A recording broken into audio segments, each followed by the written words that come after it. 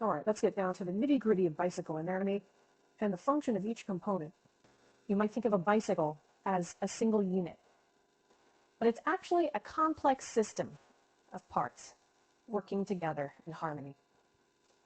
If one part fails, it can affect the whole machine, rather like a symphony with a missing violin, if you will. First up, we have the frame.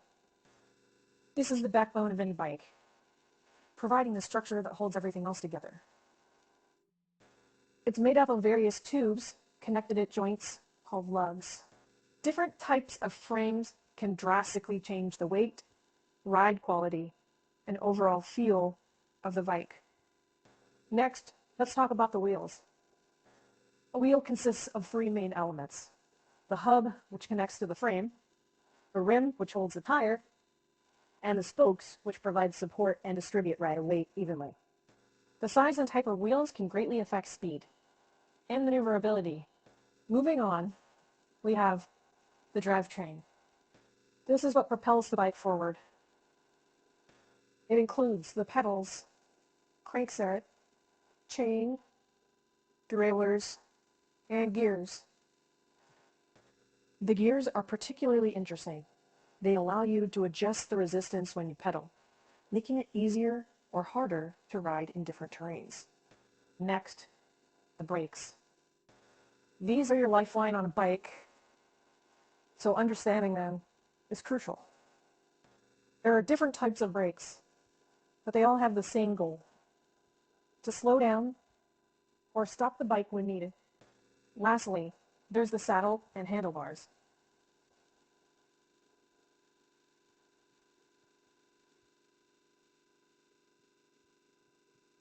The saddle is where you sit, and it's important for it to be comfortable and well adjusted to your body. The handlebars are where you steer and control the bike.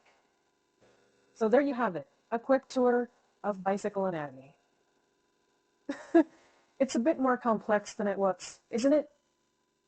But understanding each component and how they work together is essential if you want to build your own bike or simply become a more knowledgeable cyclist. And let's face it, who doesn't want to be that person? All right, let's dive into our next topic, which is all about choosing the right frame for your bicycle. Now, this is where things can get a bit personal. I mean, the frame is like the skeleton of your bike, and you want it to fit you just right, don't you? First things first, what's the purpose of your bike? Are you looking for a road bike to speed along city streets? Or perhaps a mountain bike to conquer rugged trails? Maybe a hybrid for a bit of everything?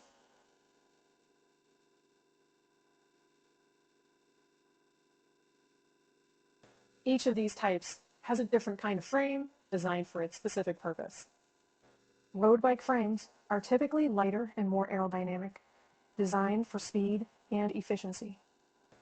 Mountain bike frames are more robust and have a different geometry to handle the rough and tumble world of off-road trails. Hybrid frames combine the best of both worlds, offering a comfortable position for casual riding on various terrains. Next, let's look at body size. This is crucial. A bike frame that's too big or too small can lead to discomfort or even injury. Your height and your inseam measurement are typically used to determine the right frame size for you. Most manufacturers provide a size chart, but nothing beats a test ride to ensure a good fit. Now, on to material preferences. Bike frames are usually made from steel, aluminum, titanium, or carbon fiber. Each material has its own characteristics. For example, steel is strong and durable, but heavy.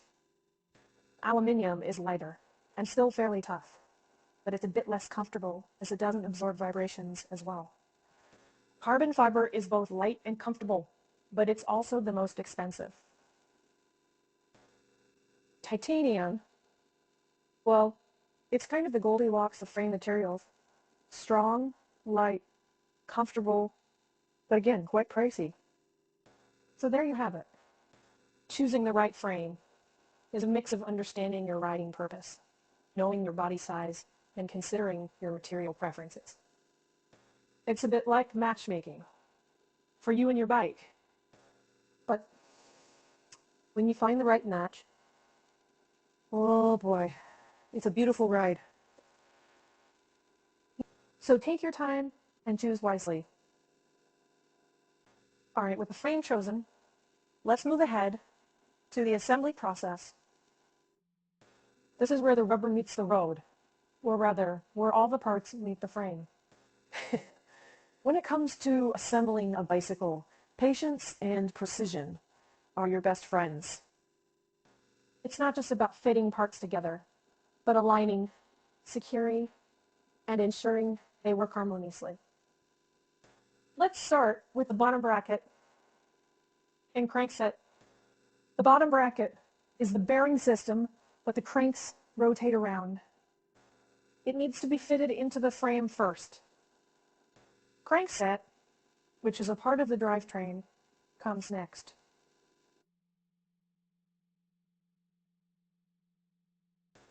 This is where your pedals attach, and it's key to get this aligned properly. Next, let's talk about the headset. This connects the fork with the frame, and it's crucial for steering. It needs to be aligned and adjusted correctly to ensure smooth, precise steering. Then there's the seat post and saddle. This one's pretty straightforward. The seat post slides into the frame and the saddle attaches to it. Just make sure it's secure and at the right height for you.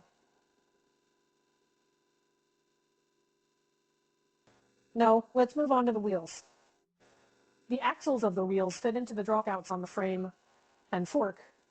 Make sure the wheels are aligned correctly and the quick releases or bolts are tightened securely. And don't forget the handlebars. They attach to the stem, which is part of the headset. The handlebars need to be aligned with the front wheel for proper steering. Lastly, we've got the drivetrain and brakes to install, but those are topics unto themselves, so we'll cover them separately. Remember, assembly can be a delicate process. It's not a race, so take your time. And always double check your work. There's nothing like the peace of mind that comes from knowing your bike is assembled correctly and safely. Trust me, it's worth the effort. Thank you. Let's roll into our next topic, mastering the techniques for properly installing and adjusting the drivetrain and brakes. These two systems are the heart and soul of your bike. They keep you moving, and more importantly, they keep you stopping. First off, the drivetrain.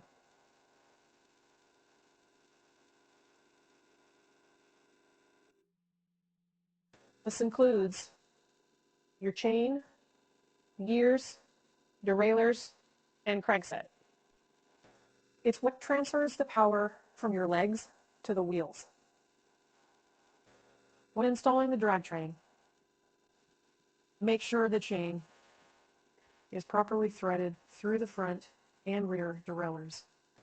The gears should be aligned so that the chain moves smoothly up and down the cassette and chain rings. And remember, the drivetrain needs to be adjusted and fine-tuned so you can shift gears smoothly and effortlessly. Now on to the brakes. Whether you're using rim brakes or disc brakes, proper installation is critical. Let's start with rim brakes. The brake pads should make even contact with the rim and not touch the tire or dip below the rim. Brake levers should be easy to reach and squeeze, and the brake should respond quickly when the levers are pulled.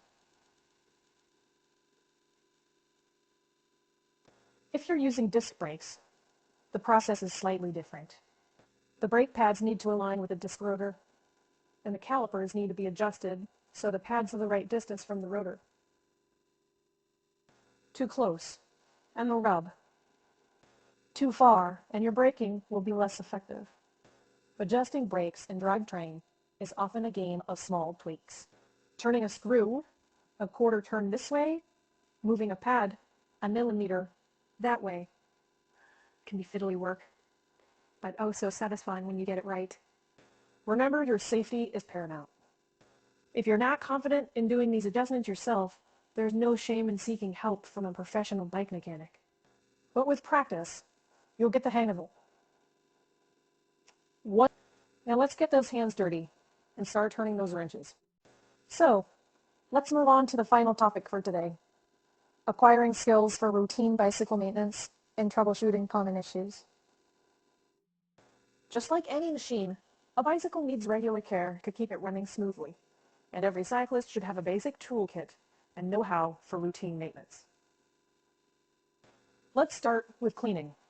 Regular cleaning is essential to keep your bike in good shape.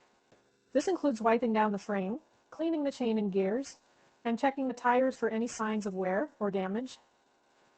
It's simple, but it can prolong the life of your bike significantly.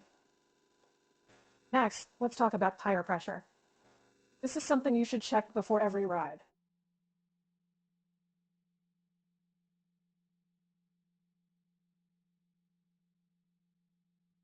Underinflated tires can make your ride more difficult and wear out your tires faster, while overinflation can lead to a harsh ride and even blowouts. Most tires have the recommended pressure range printed on the side, so keep a good pump and pressure gauge handy. Of course, we can't forget about lubrication. Your bike's drivetrain, the chain, gears, and derailleurs needs regular lubrication to run smoothly and quietly. Use a quality bike lubricant, not just any old oil. And remember, less is more. Too much lube can attract dirt and grime, which wears out your drivetrain faster. And finally, troubleshooting common issues. This could be anything from adjusting a slipping gear to fixing a flat tire. There are plenty of resources available online to help you diagnose and fix common bike problems. But remember, if you're not sure, it's always best to take your bike to a professional mechanic. Regular maintenance not only extends the life of your bike, but also makes the rides more enjoyable. Plus, there's a certain satisfaction in knowing you can take care of your own bike. Like it suffered, you can't get Arford so terrible. Trust me, it's a good feeling. So, grab your tools, and let's get to it.